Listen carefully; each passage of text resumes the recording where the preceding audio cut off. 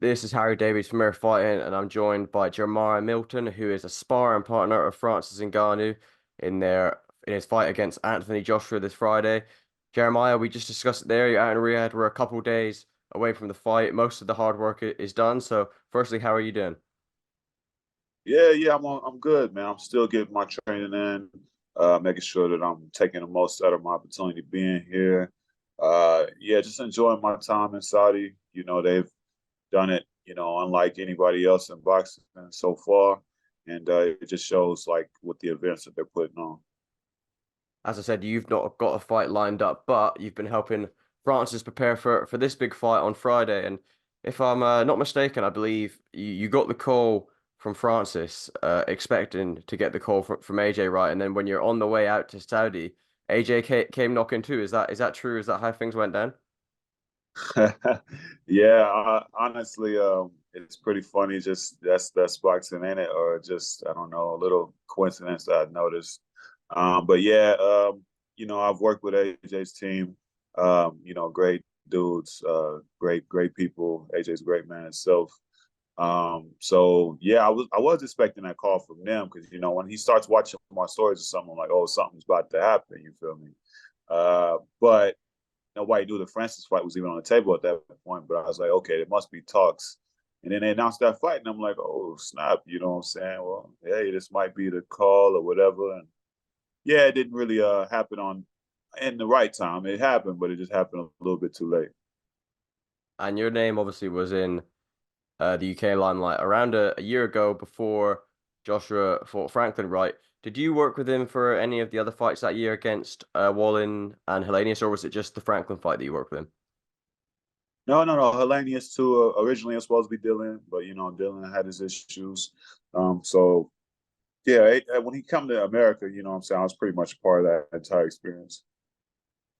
I'm guessing that's why well, I mean, you did get the call in the end, but it was just a bit too late, right? Francis came knocking first, so.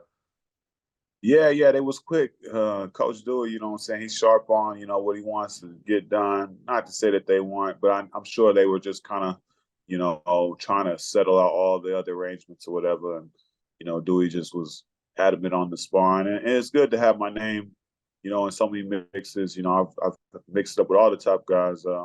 Had opportunities to even spar with Wilder for the Parker fight, but they were being so weird about the dates and everything like that. It just didn't seem beneficial to me at all. So, sparring is important. Making sure that you get the right people in for what you're gonna face. Mm. Obviously, I think you're a Vegas based, right? Is that when you linked up with Dewey before? Or did you know him before he messaged you asking to come out for this AJ fight? Yeah. I see Dewey all the time in passing here and there, at the fights, and I've sparred Carlos Takam ahead of his fight with who was that, Tony Oka. So he already know what I do, and the experience is there for him to see. Okay, this is how this guy what he brings. He's a worker. You know what I'm saying? I spar with everybody. I'm a sparring partner in a sense, but like, I don't.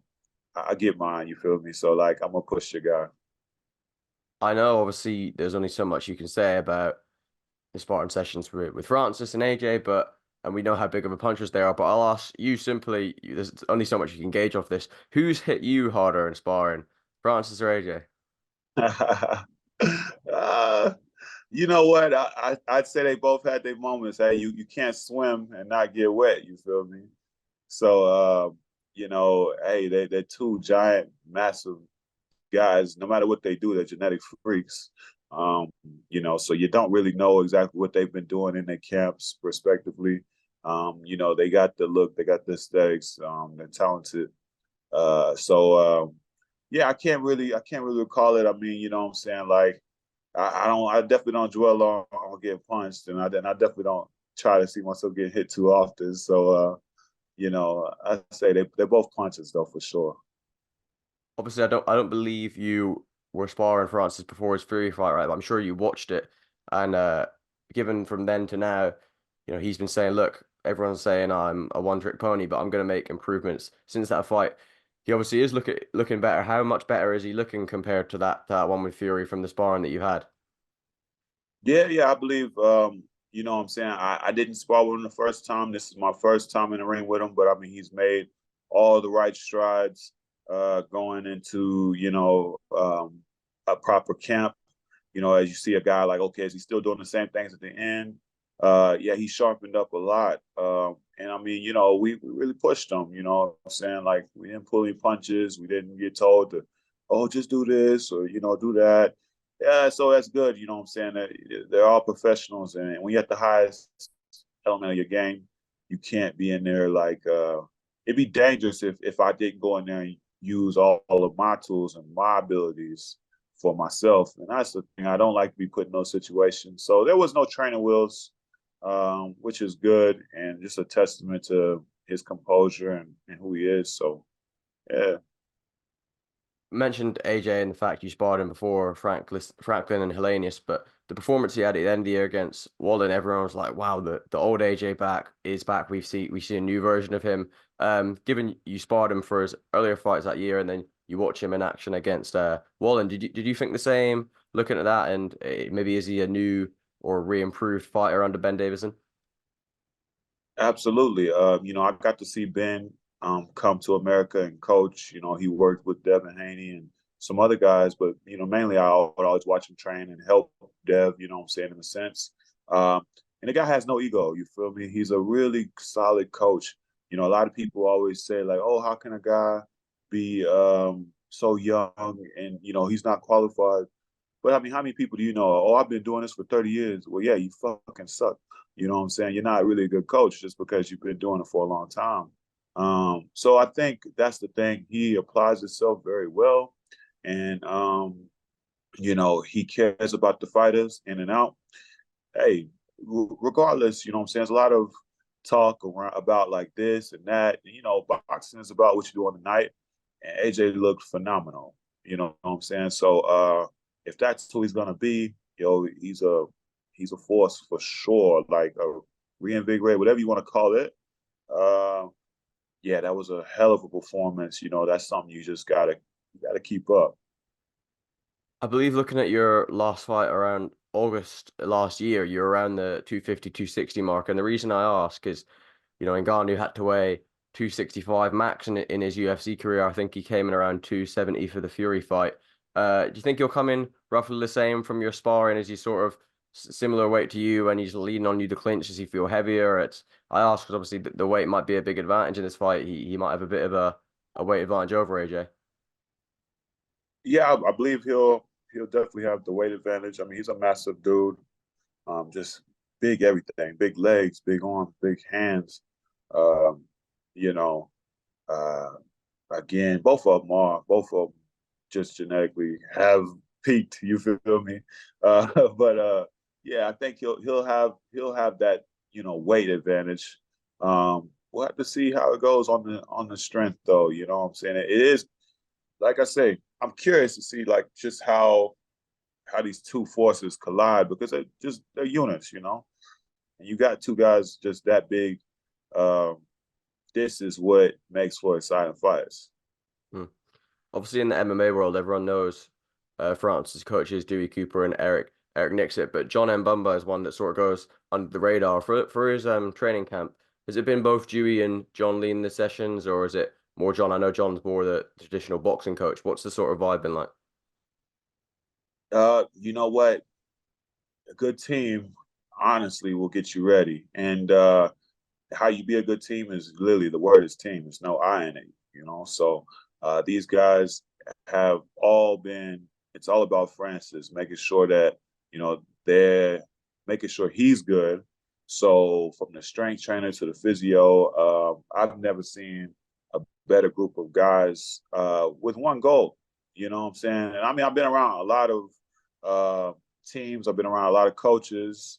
I've seen a lot of people like even while they're training somebody, they might be like shitting on the other coach on the side. But this unit here, they've just been phenomenal. Like just working together, and they're all just putting into Francis. Obviously, it's weird even saying that Francis is 0-1 as a boxer coming from this, but the performance he had against the Fury has put him up there in the top heavyweights in many people's eyes. Because he was able to hang with Fury, do you think that makes him at that world level already? Or do you think he's got more to prove, given that he's not even got a win yet? I mean, look, here's the thing. Yeah, he didn't get a win, but we're only talking about, him in this moment because of the account he gave for himself. So does he belong there? Absolutely. You know what I'm saying? Uh, is it quote unquote fair to the guys that have been boxing? Hey, you could say no and you could say, yeah, look, the business of boxing, sometimes it works for you, sometimes it works against you. And in this case, for him getting this opportunity, it's worked in 100% his favor.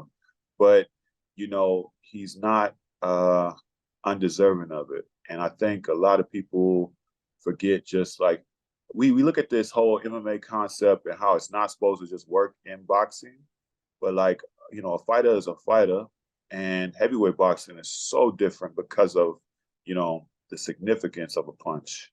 So much different. Like if one of these shots land in our division, you know what I'm saying, you could say, hey, it had bad technique, but the power was there, the everything else. You don't always say that. I remember going into the Fury fight, a lot of people thought, wow, Tyson's just gonna carry him for the early rounds to give people, a bit of a show and then, just turn it up. Do you think in this one, well, that obviously that wasn't the case, but do you think in this one it will be over early or late? Obviously it's set for 10 rounds. Do you think it will go 10 rounds? Yeah, I was definitely people. You know what I'm saying? I'll admit it. I was 100% people. Like, what's going on here? But you know what? Again, that was just kind of like hype and expectations, and not really like, looking at this thing. And of course, never sharing the ring with a guy who hasn't done boxing. You would think this or that, but I don't actually expect this fight to make it to the bell. And that's only because like the stylistic matchup, you're gonna have two dudes that are gonna be like gunning for it, and they both have power. Fury has respectable power. He's not the heaviest puncher, but he'll accumulate you to death and just outwork you and possibly get a knockout. Um, so with the stylistic matchup, there'll be some big shots thrown. This is the more exciting fight for me. And it's funny, talk about undisputed. This fight is just like, oh, it's a circus. It's chaos. It's like, whoa, why would you not want to watch this? Hmm. One more before I go just onto your career. You mentioned Fury there. We're supposed to have it, what, 2 weeks ago now, that undisputed fight. It's now in May. Just your take on that one. Does it change at all, given when someone asked you a couple months ago to now or not? It's funny. I've I've just been leaning towards Usyk for like the last year or two. I kind of lean towards him. But what I'm saying, all respect to Fury. I just feel like, um, Usyk, he just does things in the ring that will be apparent. And being a smaller guy, what I'm saying, it's not always about the size. Um, so it's gonna be a good fight. It's definitely gonna be one of the ones. And the Fury just keeps having to deal with more. The longer the fight goes, delays, Fury has to deal with more. And I mean, he's a very mentally strong guy. That's what he preaches. But like everybody is human. I don't care. And he has to deal with a lot of adversity right now, the cut and everything. How does that approach the sparring when he starts back sparring? Like, he got a real uphill battle, but he's a bleeder though. He's always bleeding, even in fights. So he don't have the uh, it's not like he don't have the heart or will to push through that. It's just more adversity. And finally, obviously, I mentioned there yourself. I think you said you were trying to get back in the ring in April time. I don't think that's worked out, but I believe you're management free soon. I'm sorry, management free and soon to be promotional free. Do you have your sights on anyone and a return date? And I saw you even chatting with Eddie Hearn yesterday at the Grand Arrival. With any conversations there? Yeah, yeah, for sure, man. I walked right up to Eddie. I said, hey Jeremiah, you been sparring? I said, yes, sir. How you doing, Eddie? But tell me, am I not on your radar? Like, what's happening, man? Stop playing. Nah, nah. You know what? Like I say, I've made a lot of people $1 million right now. You know what I'm saying? I didn't been a part of a lot of big camps, man. And I mean, hey, my bills still gotta get paid, so I'm gonna continue sparring and I'm gonna keep busting ass every time I come out. But at the same time, look, get me the opportunities, dog. Quit playing with me, put me out here on one of these cards, whatever. You know what I'm saying? Like all good, all fair. There's a lot of guys out there that, need to be knocked off. 11-0 American heavyweight, you know what I'm saying? Put my stamp on it. First 10 fights, you know what I'm saying?